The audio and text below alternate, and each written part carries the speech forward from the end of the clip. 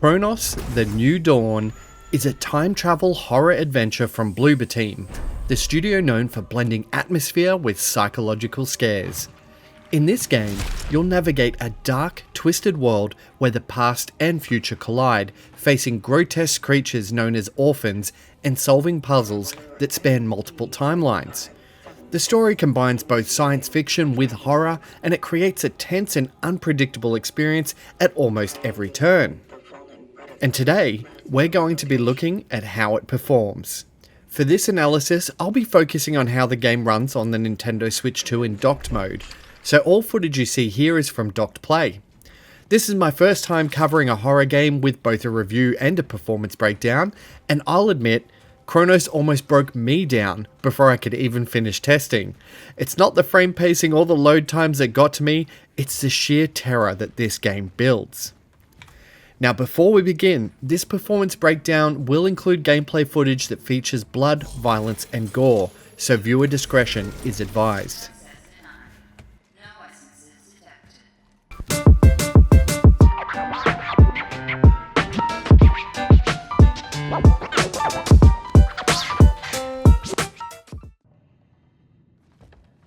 Now, like many games adapted to run on Nintendo's hybrid console, there are some compromises to maintain stability with Cronos: The New Dawn. The most noticeable is the absence of global lighting, a rendering technique that simulates how light bounces naturally around the scene. Now without it, some areas can appear flatter or less dynamic, with shadows and reflection missing a little bit of depth.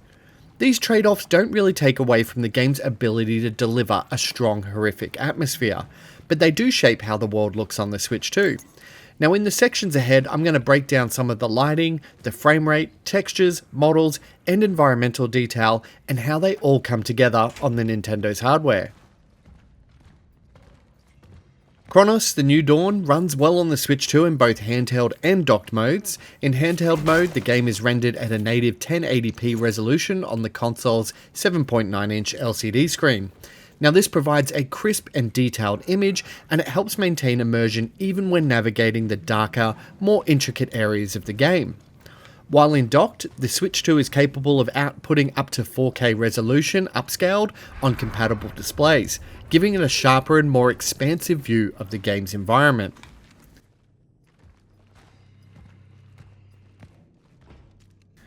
Now lighting forms the backbone of the world building in Cronos: The New Dawn, and it is one of the biggest contributors to the tension that builds as you play. The Switch 2 version handles this aspect with surprising confidence. When you step into a darkened building, your torch cuts through the space with a convincing glow.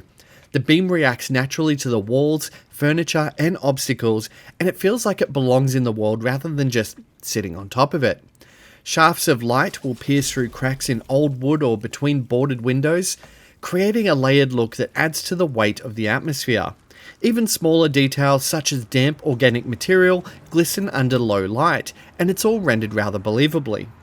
All of this is achieved without sacrificing stability. Lighting effects can often be demanding in games, but here they perform reliably, never disrupting the flow of play. Coupled with the steady performance, the lighting helps create a world that is tense and immersive. And as you know, one of the things I like to check in a technical breakdown is whether the frame rate stays consistent, especially in a game where the tension relies on timing and player reaction.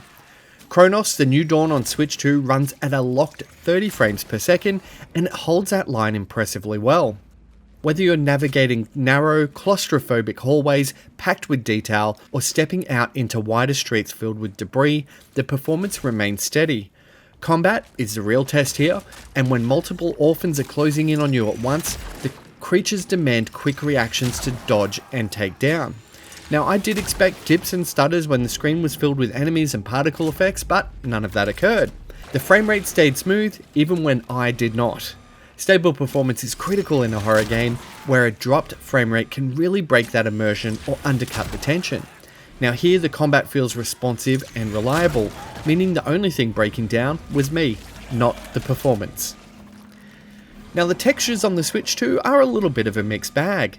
Some surfaces can appear slightly washed out up close, but for the most part they serve their purpose well. Walls, floors, and objects do carry the definition to sell the environments, even if they lack the sharpness seen on other platforms. The bigger compromises appear in certain areas, particularly when you come across what's called biomass.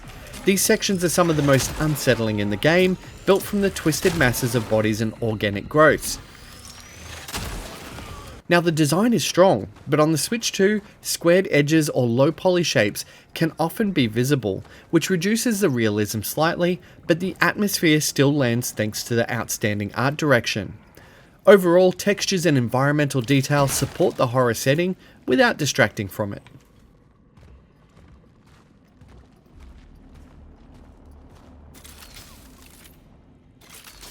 The opposite is true of character models, because on the Switch 2 they have fantastic detail. The player character is presented with a very high level of polish, giving off a striking sci-fi look that stands out against the ruined backdrops. Armor, clothing, and equipment are crisp and well defined, keeping you grounded even as the world collapses around you. The Orphans are equally impressive in a very different way. Their designs are grotesque and unsettling, with enough detail to feel dangerous and terrifying the moment they appear. Sharp features, twisted limbs, and jagged textures just make them look like they crawled straight out of your nightmares. And when they merge into their other forms, the menace escalates even further. The Switch 2 handles these designs really well, and it gives them that terrifying presence without sacrificing performance.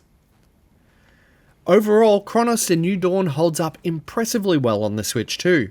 The locked 30 frames per second keeps gameplay smooth, the lighting system builds a lot of tension at every turn, and the mix of detailed models and unsettling environments create a constant sense of unease. Textures on some of the environmental details aren't perfect, but never enough to pull you out of the experience. The game feels stable, immersive, and genuinely frightening. Now, I'm still trying to work my way through the story. My nerves are shot, but my controller is in hand, so keep an eye out for a complete review soon on What's It Like. Thanks for watching.